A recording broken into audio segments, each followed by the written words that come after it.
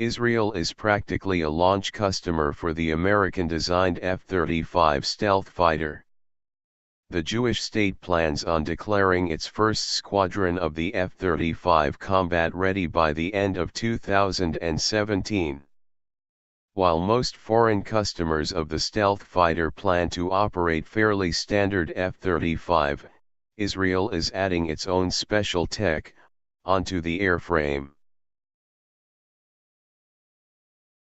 Israel has a long tradition of adding unique hardware and software to jet fighters it acquires from abroad. With their fuselage-mounted fuel tanks, enlarged spines, for housing avionics and other additions, Israeli Air Force F-16 are distinctive, compared to their more mundane American counterparts.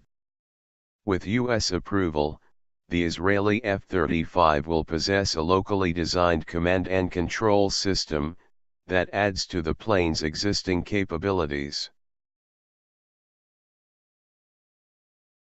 Meanwhile, Israeli firm Rafael will add its Spice 1000 precision-guided bomb to the F-35.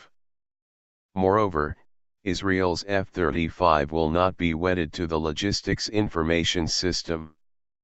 Instead, the United States is considering authorizing Israel to repair its F-35 and their engines at its own depots.